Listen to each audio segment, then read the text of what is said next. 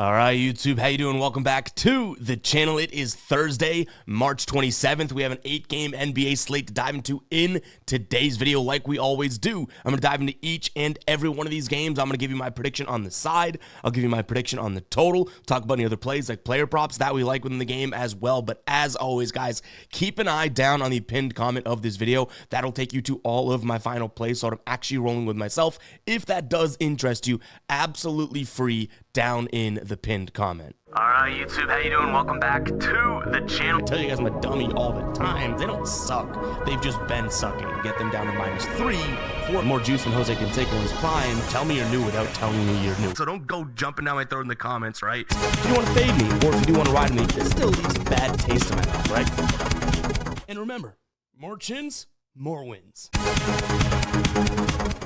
In terms of how we did last night, not too shabby. A 4-0 money gun worth of a night. Let's go. 4-0. We'll take the cha-ching. We'll pump in some crowd noise. They're all one-unit plays as well. Derek White's over in points plus assist cashes. Tyrese Halliburton over 13.5 rebounds plus assists. Thank God for the assist there, right? Lakers team total under. That was a sweat. If you guys missed it, LeBron tipped a shot in right at the end. Little tipping off of a Luka miss to win the game, but it put them as time expired at 120. So that was a sweat. And then Clippers and Knicks over 217.5. Really not all that much of a sweat either. So we had 3 ones that were just really good looks. And I think we got a little lucky with the team total under for the Lakers. But you know what?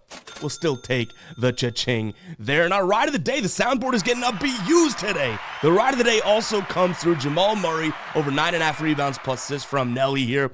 6 assists, 4 rebounds. That is a total of 10 rebounds plus assists, so we shall take it there. If you guys don't know what the ride of the day is, it's simple. Just use that hashtag ride of the day or ROTD down in the comments. I jump on board with one person's play each and every day. I give you a shout out in the next video, win or loss. I also post it over on my Twitter/X, which will be popping up here throughout the show, and boom, there it is. You also get shouted out over with the final plays on the Guy Boston Sports site. If you win like Nelly did here, we continue to ride with your plays until you lose. So looking forward to seeing what Nelly drops today. But if you do lose, you still get the shout out, but we got to talk about it. And you got the womp womp from the soundboard coming your way. But all right, let's go ahead and dive into, actually, before we do dive into this slate, a couple housekeeping notes. We do have our MLB opening day video live on the channel right now. I am so excited. We're coming off of an NBA sweep of 4 one-unit plays, and now we got MLB to dive into. We're getting busy over here in the Guy Boston Sports seat, but I wouldn't have it any other way. Very, very excited for opening day. So if you are interested in baseball, go ahead and check it out. It is on the channel right now. But with that being said, now let's talk about some basketball. Hit that like button. Hit that subscribe button. Let's get rocking here. All right, we're starting it off here with Orlando hosting Dallas. Orlando maybe kind of sort of starting to put some pieces together here. I mean, they haven't played the craziest of competition, but they're 7-3 against the number in their last 10 games. They're 6-4 straight up, going up against Dallas, who has lost 7 of their last 10 games.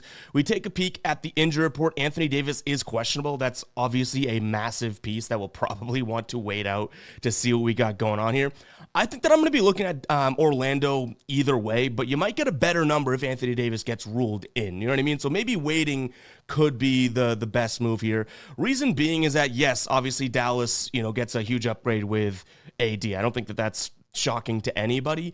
But overall, if Orlando starts to put some pieces together and starts to play well and starts to really consider themselves being someone that heads into the playoffs, in a good place and wanting to play that good defense, I don't really see where all of Dallas's points can come from, right? You have no Dante Exum, no Daniel Gafford, no Derek Lively, no PJ Washington, no Kyrie Irving. Like, this is a very injury-riddled team. It's Dinwiddie, Thompson, Marshall, Kai Jones, and Anthony Davis, that is an Anthony Davis and company type of a team going up against, Paolo Banchero, Franz Wagner, and Wendell Carter Jr. Those are decent, 3 through 4 that Anthony Davis might not have the easiest time, 1, covering and 2, scoring on. So I think that Anthony Davis factor against this Orlando team specifically maybe nullifies a little bit. Now, Cole Anthony is listed as doubtful. That's obviously, been hurting this Orlando team, their backcourt. But overall, I think the front court get the job done. I'm going to lean towards them here. Again, the Anthony Davis is something that we're going to want to wait up, but I'll lean towards Orlando in this spot. I think that they could still kind of win the paint war. And one thing to note, too, Dallas really bad at defending the mid-range. Over the last 10 games, nearly a 50% field goal percentage allowed to their opponents. Orlando shooting the 4th most mid-range shots over the last 10 games. So that doesn't seem like it's going to match up very well as well for Dallas and match up really well for Orlando. In terms of a total, I've kind of gone back and forth in this one. That is a low number. Dallas hasn't been playing much defense, overall, but Orlando's defense has been solid. This could be a spot in which I pivot to an Orlando team total over. Their offense hasn't looked all that terrible. Now, they played Washington, LA, the Lakers, and Charlotte, so I'm not saying they're your world-beating defenses, but the last 3 games, 120, 118, and 111. Maybe they get something going here again as well, whereas Dallas, 3 of their last 5 games, they've allowed 128 plus to their opponents. 117 is one of those that didn't hit, so that's a high number as well. Orlando team total over could be a potential spot that we take a peek at here. If Anthony Davis doesn't play, we're going to go back to a guy that has definitely been doing all right for us, right? Najee Marshall. I don't mind his points, rebounds, and assists, but it has to be if Anthony Davis doesn't get the run. If he does, I do think that there's a decent amount of usage, so probably all of those things get impacted by AD kind of, taking at least a share of that. All right, next up, we have Washington taking on Indiana. Indiana loses that heartbreak last night to the Lakers. Again, if you missed it, LeBron was pretty much having a terrible game, and LeBron just shows up when he needs to, and he tipped in a miss for the win as time expired. I was watching it live because of that sweat of, it was like, 20 seconds left, or actually, at that point, like 10 seconds left. Lakers had 118, and I was like, just do not hit a 3 and kill our under 120 and a half. I was okay with it, too. Like, I'm not mad that the Lakers ended up winning, even as a Celtics fan. Because it still hit that under on the hook there. But Indiana here on a back-to-back obviously is the point of why I share that now. I will say that, you look at this Washington team and it's like, all right, what are we doing, right? Like, we can't back them. But Indiana, I do think it's worth factoring in kind of that heartbreaking back-to-back and the fact that Indiana on back-to-backs here have only covered an 18.2% of games so far this season. So, you look at Washington, it's like, they stink, right? But I don't necessarily sit here and say that, Indiana is this world-beating team. I should mention the on back-to-backs. I should mention Washington's also on a back-to-back. I almost don't care because these guys it's like this lineup is so crazy. I think Middleton does come back today and potentially Brogdon, but overall it's like Indiana would be the momentum team. I almost am not even judging Washington on back-to-backs anymore. It's like if they're playing, I'm going to put it in a vacuum. Maybe that's the wrong way to go about it, but we are kind of late in the year, right?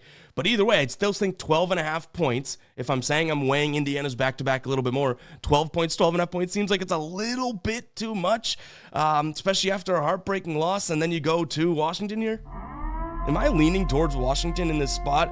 I mean, nothing really on paper looks like it should be the case, right? Other than the fact that Washington's pick and roll defense isn't that terrible, and Indiana runs a ton of pick and roll, but that's kind of the only thing that I could sit here and be like, hey, Washington might have a chance.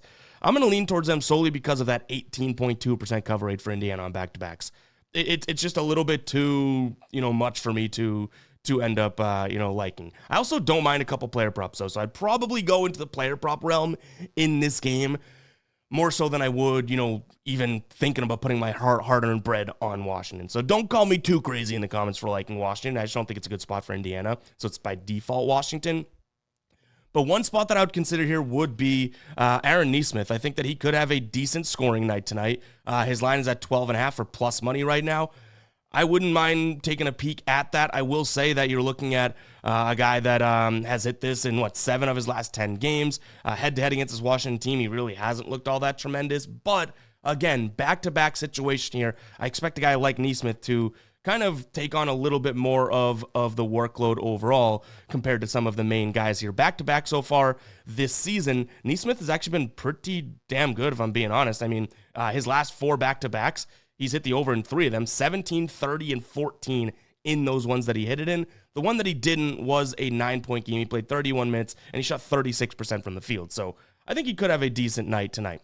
Another spot that I'd consider, and we rolled with it last night, I think I might go right back to it.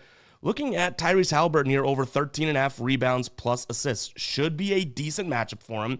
And he had 0 rebounds last night, but 18 damn assists on, I think it was a crazy number of like potentials in terms of the conversion rate. Like it wasn't a crazy amount more than that. I could have that wrong. But overall, I think that, this could be a decent spot here. They're allowing tons of assists to the point guard position. And what did we just say a couple seconds ago? Like Washington actually is decent at covering the pick and roll ball handler from a scoring perspective.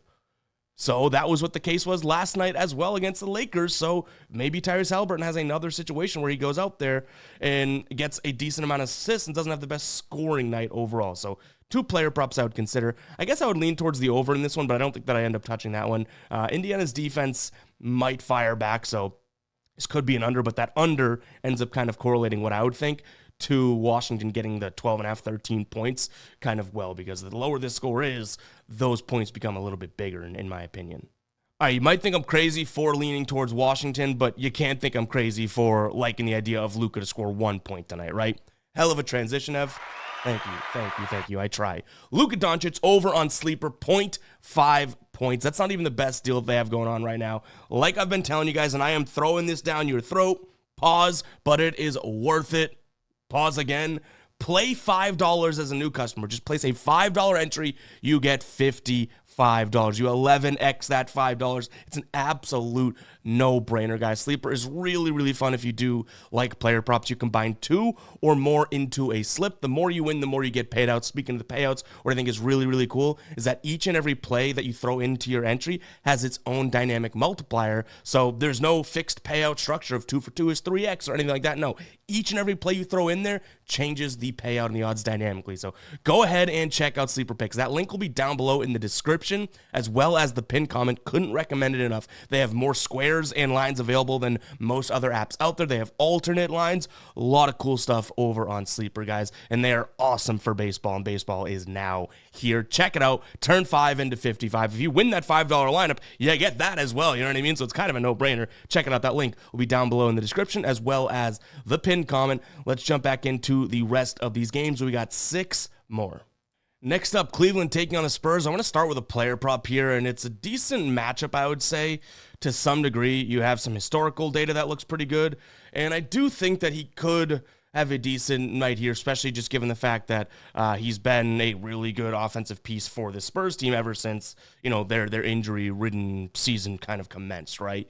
I don't mind the idea of Devin Vassell. I say it's a good matchup, and I do kind of pull it back just a little bit because this is still a very good Cleveland team, so it's very hard to find good matchups against. I don't think we're going to see Evan Mobley, Ty Jerome, Bates, or Tyson, as if that matters. But yeah, I think that Devin Vassell could be a fair look here. He's going to take, some mid-range jumpers, and Cleveland, if there's one weakness right now, it is the mid-range against them. But he's also, a guy that will dabble in taking some pull-up jumpers and that type of thing. And that's another spot that Cleveland kind of struggles defensively. And like I say, I kind of cringe when I say they struggle defensively. This is a very good defense overall. Have they been playing great defense? Well, I guess they got it back on track, but they played Portland and who was the other one? Utah, I believe. Before that, they were getting kind of torched. They lost, 4 or 5 games in a row. I do think Cleveland kind of bounces back today, but I think Devin Vassell might be a little hidden gem there. In terms of where we'd go from a spread pick, I can't help but like Cleveland. I mean, you have the Spurs that are kind of playing decent basketball, but that was because they played the Knicks, and all of a sudden, the Knicks just kind of tanked that one, right? They played Philly, Toronto, and all of a sudden you're thinking, okay, are they doing really, really good here? Are they playing well? Detroit comes into, I guess they were at home. Detroit, they play them, and then all of a sudden it's like, oh no, they struggle against some of these good teams, and obviously Cleveland, number 1 in the East, a good team. Now, if you were to consider the spread in this one, I would probably like Cleveland first half or something like that, because what we've known and seen with Cleveland is obviously they're definitely cautious about what's coming up in the playoffs, and they know that that's a team that one of these guys being out, which no Mobley tonight, but one of these guys being out in the playoffs is going to be huge and absolutely detrimental. So I don't know about laying 14.5, 13.5 points with Cleveland full game, but if you can get a decent halftime line, it's not exactly my least favorite spot, I should say, but I think Devin Vassell might be my go-to in this one. I don't mind the under in this game, though, either. I see this finishing right around the 233 number. I'm hoping, Cleveland's defense steps up, but also no Evan Mobley against a Spurs team that definitely struggles at defending points in the paint here. That would be the Mobley show. Now, they do get Mitchell back, so that's worth noting, but I still don't mind an under 238 in this spot. I would probably say Vassell under and then a first half if I had to rank them out in a sense. All right, Miami taking on Atlanta, taking a peek at the injury report here. Duncan Robinson, questionable. Burks, questionable. Jovic still out. Trae Young, game time decision, but he's listed as probable, and that's kind of been the case for him lately. And then obviously no Capella or Wallace here as well. In terms of this one, I do think that there's a case to be made for both sides. And I know you guys hate when I say that, but that is the case a lot of the time, right? Like, especially when you have a 1.5 point line here that I've seen kind of bounce around. Atlanta's 7-3 both straight up and against the number in their last 10 games. I give them a lot of credit for that. Miami is kind of struggling, but they kind of looked, I don't want to say good, it's kind of a messy game, but they beat that Golden State team handily. Now, obviously, that was a really injured Golden State team, but the thing that this Miami team is doing well right now is I would say their defense has been playing pretty good. And Atlanta's offense is kind of not rolling, but they're playing at a fast pace and they're converting their buckets fairly well. So I sit here and I'm like, okay, is this going to be an offensive game or a defensive game? I think I ultimately end up leaning towards defensive game because that total is down at 228. So I like slightly lean towards Miami and I guess the under here. If this total was at, 230 something, like it has been for most of Atlanta's games, listen to their last few, closing line totals. 235, 240, 233 and a half, 231, 228, kind of in this realm, right? In which they lost to Brooklyn. But then 234, 242, 243, 241, 229. So it's like, they've had higher numbers, whereas the Heat obviously are kind of a team that's had some lower numbers. Obviously, you kind of split the difference, and that's why this number is where it is. But because it isn't up there, it tells me, at least line reading wise, I could be wrong, tells me that, this is skewing a little towards Miami's way. And I do kind of see that, right? You look at this Atlanta team and the way that they're going to want to score is, most likely getting into the paint. Miami hasn't been the worst paint defense right now. They've been very, very good against big men. Now, Gay and Okongwu, not exactly the most fearing big men down there, but Bam Adebayo and Khalil Ware, decent 4-5 punch for two big bodies down there. I think that could be, troublesome for Atlanta, and I don't really see them hitting their catch and shoot shots. This is the fifth best team, both effective field goal percentage-wise and score percentage-wise against catch and shoot defensively in Miami. So, yeah, I don't really see an easy path for Atlanta to score. I like Miami as well as the under, and then a player prop that I don't mind is Trae Young and his assists. I think it's at 10.5 right now. I think it could be a decent spot. He's hit it in 4 of his last 5 against this Miami team. Didn't hit it last time they played, but he did have, 13 potential assists. That's lower than what we're normally seeing from him. Over his last, I would say, 10 games or so, he's averaging, over 20 potential assists. So that was more of an anomaly than I would think. So Trae Young's over an assist, and I don't mind Miami. I'd probably just roll money line, pay a little bit of juice, as well as an under here in this spot, because I think that's how Miami ends up winning this one, slowing it down. OKC taking on Memphis. I don't want to say that I could lean towards Memphis here, but that's a lot of points against a OKC team that I feel like, they're really, really good. Don't get me wrong. They're covering big numbers, but it's a lot of points against a decent Memphis team. Now, obviously, we have to look at that injury report, and John Morant's nowhere to be found, right? So I still probably end up leaning towards OKC. Don't get me wrong, but I'm going to kind of make the argument for a second for Memphis. What's OKC's need to play 48 minutes, right? They're good where they are. They're 60 and 12 in the standings right now. Like, they don't need to play 48 minutes against this Memphis team. And Memphis will play hard, and they'll throw a lot of bodies at you. So if you are on Memphis, I can't sit here and tell you that you're crazy. Like, that was a Sacramento team that I think, Sabonis and DeMar DeRozan literally, excuse my French, but shat the bed. They combined for 15 points, something like that. They had good games. We're looking at a competitive game down the stretch. Sacramento won the second half of that game, even with those guys stinking it up. You know what I mean? So Memphis plays tough. They can play fast if they want to. They can also just play physical, and they have a lot of bodies off the bench. So part of this is telling me that, OKC is the obvious choice, but 10 points at the end of the game with a Memphis squad is a little worrisome if I'm hanging on to a, OKC minus 10 ticket. This is a team, if you gave Memphis 10 points in 10 of their last games, right? Like if this was the spread, they would have covered in 8 of those games. So yeah, I do think it's worth noting that they'll probably end up playing tough. But they haven't been playing the best basketball and no Ja. So that's kind of why by default I'm like, OKC's probably the side. But maybe just like Cleveland, actually. You know what? Maybe just like Cleveland, we could say this is like a first half type of a line, right? Like where we just don't have to worry about, I guess, the idea of closing out the game, resting guys, blowout, anything like that. We just say, hey, let's go out there and look at the first half. And I will say that this is looks like, actually, I didn't know this prior to just looking at these numbers, but we have a top 6 team in terms of scoring in the first and second quarter here for Memphis. Whereas OKC, not exactly, they're really good in the the third quarter, but first quarter not tremendous, second quarter okay. So maybe it is a first half play for OKC, but those numbers would kind of tell me otherwise. I know I'm rambling. I know I'm all over the place. Don't get me wrong. I still think OKC is probably the side, but there are too many arguments to make for Memphis, and some of them revolve around OKC that I just don't think I'm going to be touching it. So a lot of yabbering and blabbing for ultimately me saying, yeah, I'll take the favorite and probably not going to take it anyways. I don't mind an under, though. I do think that OKC's defense fits this game pretty well. You have Memphis, who runs a ton of isolation. Even without Ja, I guess, OKC very good at that. Even if Memphis wants to pick it up in the pick and roll, OKC's very good at that. I mean, OKC's the number 1 defensive team in the league this year in terms of efficiency, right? So I don't mind an under. Yeah, they can probably run, but ultimately, I don't think they're going to need to win this game. They probably would need to run, I'll be honest, if they wanted to win by 10, but I don't think that they'll need to either way. They played earlier this month, and it was a 120-103 game. That was in Memphis. OKC is a little bit better, I guess, at home, but yeah, I still think that we could see an under-type game in this one.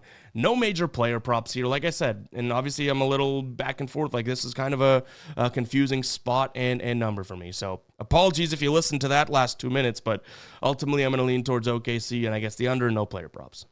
All right, Chicago taking on the Lake Show. All right. Lakers have been pretty good on back-to-backs this year, and they're coming off that win. 63.6% of their games they have won. I will say Chicago, with rest advantage over their opponent, which is worth noting, they've had a couple days off here, 65% cover rate. So there is something to be said there. Overall, Chicago, I mean, they've been playing good basketball. 9-1 against the number. 8-2 straight up. The Lakers have had their struggles, but if LeBron's good to go and he plays, which obviously we'll keep an eye on the injury report because it is a back-to-back, I could see Chicago being competitive in this one. Now, is 3 points competitive? That's where I kind of get on the fence, especially with Josh Giddey questionable, Kobe White questionable, Vucevic questionable, Lonzo Ball questionable. Like, we realistically need to know this injury report before having anything to go on. But I do think that if this line stays at 3, and LeBron plays and Luka plays, I'll probably lean towards the Lakers because this is not a very good defense on the Chicago side of things, and that is what I would be worried about, right? Like LeBron, Luka being like, how do you want to score this possession? Oh, I'll do this, I'll do that, I'll do this. And Indiana, who had been playing decent defense, Lakers took it to them yesterday, right? 120 on their head. But we did hit the team total under. Boom. So I don't think that the Chicago success continues overall. They're a team that, is a decent shooting team. We know that, but ultimately still not exactly the most consistent, and they've been shooting really, really well. At some point, this kind of is going to flop, and I think the Lakers could be the team to make them do that. The Lakers have been playing decent above the break 3 defense recently, which is kind of crazy to say, but 32% to their opponents from above the break over the last 10 games, not all that bad. That's where Chicago takes a ton of shots from, right? So yeah, if this stays at 3 or goes down and LeBron plays and Luka plays, like a lot of factors here, that's the direction I'd lean in. If those guys don't play or one of those guys doesn't play and this line moves and keeps moving, maybe if it gets to like 5, which again is asking for a lot, and all those guys I mentioned that are injured for the Bulls or questionable for the Bulls, they play, I guess I could get convinced of that. But ultimately, if you're asking me right now, I'm saying Lakers minus the points, and that's my story and I'm sticking to it. Player prop wise, we'll go through 3 of these quickly. Luka over in 3s, I don't mind. Also don't mind Josh Giddey's points plus assists or assists. And then Kobe White's PRA could also be some consideration plays as well. So those 3 player props or 3 players in different versions, I think do have fairly decent matchups here. In terms of the total, we're sitting at 237. Now, the Lakers on back-to-backs definitely slow things down. This Bulls team should play, pretty fast like they have been playing. They're 6-4 to the over in their last 10 games. They've hit 4 straight overs overall.